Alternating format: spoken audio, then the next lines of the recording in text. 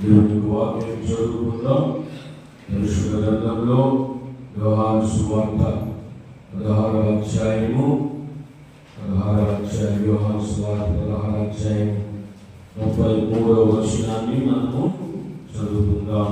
యోహాను సువార్త 16వ అధ్యాయము 33వ వచనాన్ని మనం చదువుకుందాం. నా యందు మీకు సమాధానం కలుగునట్లు ఈ మాటలు మీతో చెప్పుచున్నాను.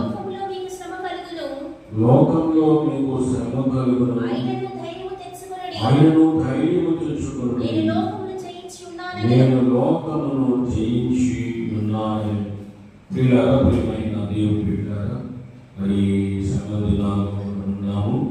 కాబట్టి యేసుక్రీస్తు వారు చెప్తున్న మాట ఏంటంటే, ఈ యోహాను సువార్త 16వ అధ్యాయము 33వ వచనం చెప్తున్నాడంటే, ప్రియులారా, లోకంలో నీకు శ్రమ కలుగును అన్నాడు కదా. ఏమంటున్నాడు? లోకంలో మీకు. ఈ మాట చెప్తుంటేనే మనకి కొంచెం బాధాకరం అనిపించింది కదా. అయ్యో శ్రమ కలుగుతాయా మనకి అని అనిపించింది కదా. అనేసి ప్రభు చెప్తున్నాడు, లోకంలో మీకు శ్రమలు కలుగుతాయి, శ్రమలు కలుగుతాయి. ఆ సుఖాలు కలుగుతాయని చెప్పడం లేదు. భోగభాగ్యాలు కలుగుతాయి, సుఖభోగాలు కలుగుతాయని చెప్పాలి. ఏం కలుగుతాయని చెప్తున్నాడు? ఏమొస్తాయని చెప్తున్నాడు? శ్రమలు వస్తాయి.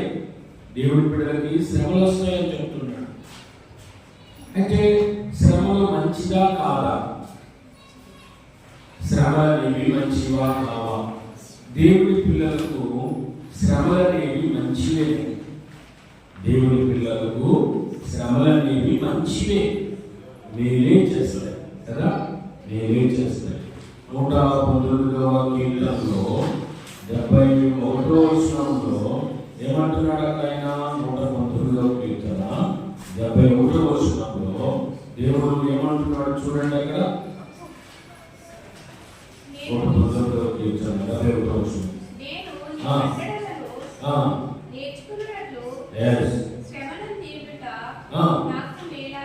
అది ఏమంటాడు? శ్రమ నుండి ఉండుట నాకు మేలే, నాకేం నష్టం కాదు, నాకేం కీడు కాదు, నాకు మేలే, నాకు మేలే. శ్రమ అనేది నాకు మేలు అని చెప్తున్నాడు కదా. శ్రమల మందిలో చాలా మంది పరిశుద్ధ గ్రంథంలో ఉన్నారు, శ్రమలు పడ్డవాళ్ళు కదా. మీరు ఎవరన్నా ఒక పేరు చెప్తారా? శ్రమలు పడ్డవాళ్ళు, భూమి మీద బాగా శ్రమలు అనిపించిన వాళ్ళు. యోగు ఎక్కువ శ్రమలు పడ్డారు కదా, చాలా శ్రమలు అనిపించాడు ఆయన. ఆ తర్వాత యేసుక్రీస్తు వారు కూడా ఈ లోకంలో జీవించినంత కాలము ఎక్కువ శ్రమలు అనుభవించాడు. ఆయన కూడా ఎక్కువ శ్రమలు పడ్డాడు కదా. ఆ తర్వాత అపోస్తలులు ఎన్నో శ్రమలు అనుభవించారు. ఆయన నమ్ముకున్న బిడ్డలు పిల్లగా ఎంతో మంది, నేను గతంలో 10 మంది భక్తుల పేరు మీకు చెప్పాను. కాబట్టి వాళ్ళందరూ శ్రమలు అనిపించిన వాళ్ళే. భక్సింగ్ గారని సేవకుడు శ్రమలు అనిపించాడు. సాధు సుందర్ సింగ్ అనే దైవజనులు పిల్లగా శ్రమలు అనిపించిన వాళ్ళే. డేవిడ్ లివింగ్స్టన్ గారు ఎన్నో శ్రమలు అనిపించారు. ఆయన ఎన్నో శ్రమలు అనిపించారు. మరి జాన్ హైడ్ ఆయన కూడా ఎన్నో శ్రమలు. ఒక సమయంలో అయితే ఆయన జీవితంలో 8 మాసములు మరి జ్వరంతో ఆయన ఎంత శ్రమ పడ్డాడో, అన్ని నెలలు మరి బలహీనతతో బాధపడ్డాడు. కాబట్టి దేవుని బిడ్డల శ్రమ నొందని బిడ్డలు దేవుని బిడ్డలు కాదు అనేది గుర్తుపెట్టుకోవాలి. కాబట్టి కొన్నిసార్లు లోకంలో మనకి శ్రమలు వస్తాయని చెప్తున్నాడు, శ్రమలు వస్తాయి అని చెప్తున్నాడు. కాబట్టి అయితే ఈ శ్రమలు వచ్చినప్పుడు దేవుని బిడ్డగా నువ్వేం చేస్తావు? పారిపోతావా? కృంగిపోతావా? ఏడుస్తావా? కన్నీరు పెట్టుకుంటావా? లేదా దేవుడి నుండి దూరం అయిపోతావా? ఏం చేయాలి శ్రమలు వచ్చినప్పుడు అని ఆయన చెప్తున్నాడు. దేవుడు శ్రమలు వస్తాయి అని చెప్తున్నాడు. అయితే ఏం చెప్తున్నాడు? వచ్చినా కానీ మీరు ధైర్యంగా ఉండండి అని చెప్తున్నాడు. భయపడబాకండి అని చెప్తున్నాడు. శ్రమలు వచ్చినప్పుడు మీరు అధైర్యపడవద్దు అని చెప్తున్నాడు. అధైర్యపడబాకండి, భయపడబాకండి. కొంతమంది అనుకుంటారు, ఎన్ని శ్రమలు నేను పడలేను, ఇన్ని శ్రమలు నేను చెప్పండి మీ నోటితో తట్టుకోలేను, ఇన్ని శ్రమలు నేను భరించలేను, నా వల్ల కాదు. కాబట్టి దేవుని బిడ్డలు శ్రమలు వచ్చినప్పుడు ఒక ధైర్యం అనేది మీరు కనబరచండి అంటున్నాడు ఆయన. ధైర్యం అనేది మీరు కనబరచండి. శ్రమలు వచ్చినప్పుడు మీకున్న ఆ ధైర్యాన్ని మీరు విడిచిపెట్టవద్దని హెబ్రీయులకు రాసిన పత్రికలో అపోస్తలుడైన పౌలు చెప్తాడు. అందుకే ప్రియులారా, కొరింథీయులకు రాసిన పత్రికలో కూడా ప్రియులారా మొదటి కొరింథీలో అపోస్తలుడైన పౌలు ఒక చక్కని మాట చెప్తూ ఉన్నాడు. ఆయన ఒక చక్కని మాట చెప్తున్నాడు. ప్రియులారా కొరింథీయులకు రాసిన పత్రికలో ఆయన ఒక చక్కని మాట చెప్తూ ఉన్నాడు.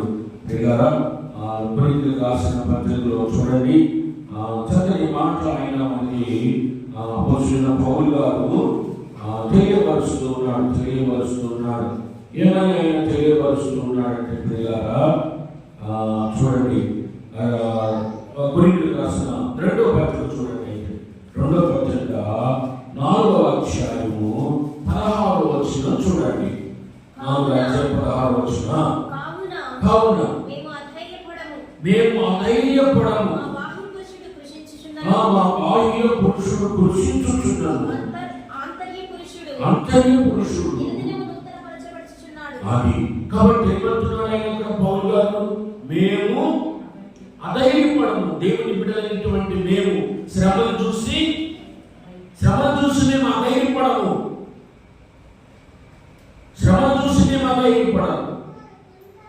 కాబట్టి ఆయన అంటున్నాడు, ఒకవేళ మాకు ఎక్కువ శ్రమ వచ్చినా సరే వాటిని భరించుకుంటాం, తాగుకుంటాం, సహించుకుంటాం, ఓర్చుకుంటాం, ధైర్యం ఉంటాం అని చెప్తున్నాడు ఆయన. అధైర్యపడే పరిస్థితి మాత్రం మా జీవితంలో లేదు అని చెప్తున్నాడు. కాబట్టి దేవుని పిల్లలు శ్రమలు వచ్చినప్పుడు ఏం చేయాలా? అధైర్య పడకూడదు, భయపడకూడదు, ధైర్యంగా ఉండాలి కదా. చాలాసార్లు మనం ఈ ధైర్యం గురించి దేవుడు మనతో మాట్లాడుతూనే వస్తున్నాడు.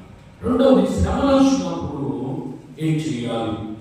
శ్రమలు వస్తుంది ఏం చెప్పారు కదా. ఒకవేళ మనకు శ్రమలు వస్తే మనం రెండోది ఏం చేయాలి? ఒకటి ధైర్యం ఉండాలి. రెండవది చూడండి, యాకోబు రాసిన పత్రికలో చెప్తున్నాడు ఆయన 5వ అధ్యాయం 11వ వచనంలో చెప్తున్నాడు. దేవుడు వాక్యం మనకి ఏం సెలవిస్తుందో చూడండి. దేవుడి వాక్యం మనకి ఏం చెప్తుంది చూడండి. యాకోబు రాసిన పత్రిక 5వ అధ్యాయము 13వ వచనంలో దేవుడు చెప్తున్న మాట. యాకోబు రాసిన పత్రికలో ఏం చెప్తున్నాడు? మీలో ఎవరికైనాను అదిగో శ్రమ వచ్చిందా, అదిగో చూడండి ఏమన్నాడు? ప్రార్థన చెయ్యాలి అని చెప్తున్నాడు. వాక్యం మనకేం చెప్తుందంటే, ఒకవేళ నాకు శ్రమ వస్తే ఈ శ్రమల గురించి నేను ఏం చేయాలా?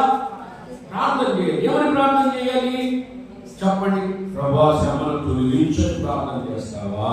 లేకపోతే ప్రభువా మరి శ్రమను ఓర్చుకునే సహించుకునే శక్తి నాకు ఇయ్యని ప్రార్థన చేస్తావా?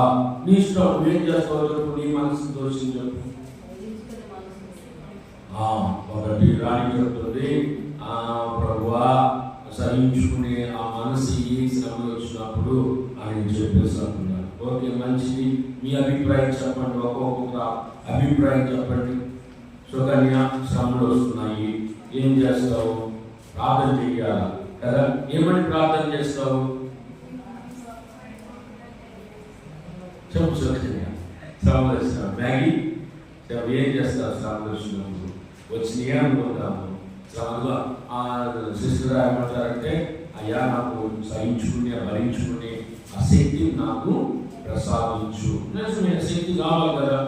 విలియం చెండల్ అనేటువంటి దైవజనుడు ఆయన సమాధిక చేసి పెట్రోల్ పోసి ఆయిల్ పోసి ఆయన తగలబెడుతున్నప్పుడు ఆ శ్రమలో కూడా ఆయన ఏమని ప్రార్థన చేశాడంటే, ఈ శ్రమలో భరించమని ప్రార్థన చేయలేదు కానీ, లేకపోతే ఈ శ్రమలో భరించుకునే ఆ శక్తి నాకు మనం ప్రార్థన చేయలేదు కానీ, ఆయన శ్రమలో ఆయన ఏం చేశారంటే, నిజమండి ఒక్కొక్క జీవితం ఒక్కొక్క వండర్ఫుల్ థింగ్ అండి.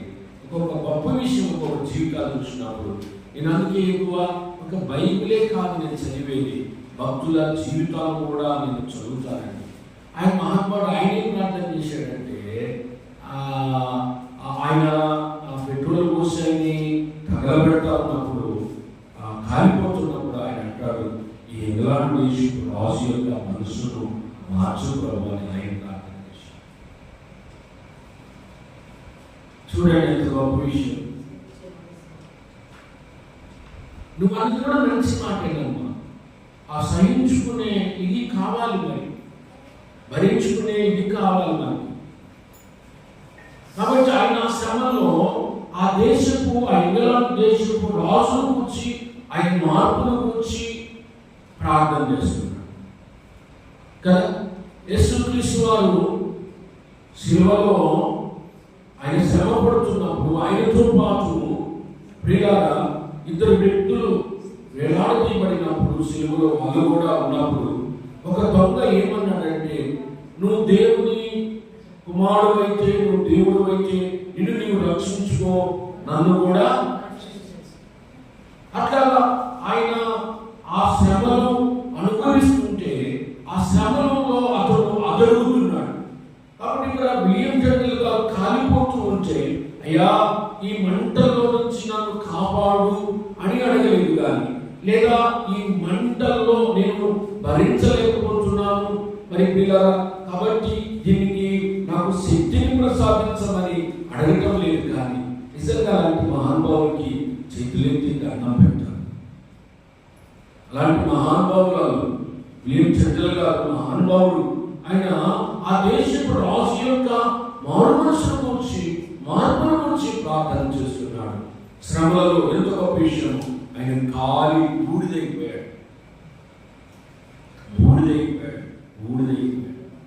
కాలి బూడిదైపోయాడు. ఎముకలతో కూడా కాలి బూడిదైపోయాడు. దేవుని కోసం అంత సాక్షిగా. కాబట్టి ఆ శ్రమలలో ఆయన ఏమని ప్రార్థన చేస్తున్నాడంటే, ఆ దేశపు రాజు యొక్క మార్పు గురించి, రక్షణ గురించి ప్రార్థన చేస్తా ఉన్నాడు. దావీదు భక్తుడు కూడా శ్రమలు వచ్చినప్పుడు ఆ కీర్తన 18వ అధ్యాయంలో 6వ వచనంలో అంటాడు, నా శ్రమలో నేను యెహోవాకు మొరపెట్టితిని, ఆయన ప్రార్థన ఆలకించెను అని చెప్తాడు. కాబట్టి ప్రియులారా, శ్రమలో మనము ప్రార్థించాలి. వాస్తవమే. కాకపోతే ప్రియులారా, ఏమని ప్రార్థించాలి అంటే అది మీ మనసును బట్టి ఉంటుంది. ప్రభా, ఈ శ్రమలను మరి నాకు తట్టుకునే ఆ శక్తిని ఇయ్యయ్యా, లేదా తొలగించని కూడా నువ్వు అడగవచ్చు. ఈ శ్రమల నుండి నన్ను తొలగించయ్యా, విడిపించయ్యా అని నువ్వు అడగవచ్చు. తప్పేం లేదు. ఈ శ్రమల నుండి నన్ను విడిపించున్నాయినా, ఈ శ్రమల నుండి తప్పించున్నాయినా అని చెప్పేసి నువ్వు అడగడంలో తప్పేమీ లేదు. కాబట్టి యేసుక్రీస్తు వారు కూడా అన్నారు కదా, ప్రభువా నీ చిత్తమైతే ఈ గిన్నె నా యొద్ద నుండి తొలగించు అని. కాబట్టి దేవుని బిడ్డలారా, మనం శ్రమలో వచ్చినప్పుడు ఏమని ప్రార్థన చేయాలో మరి మనం నేర్చుకుందాం. కాబట్టి శ్రమలో వచ్చినప్పుడు ఒకటి ప్రార్థన చేయాలి. ఓకేనా? శ్రమలో వచ్చినప్పుడు ప్రార్థన చేయాలి. శ్రమలో వచ్చినప్పుడు ప్రార్థన చేయాలి.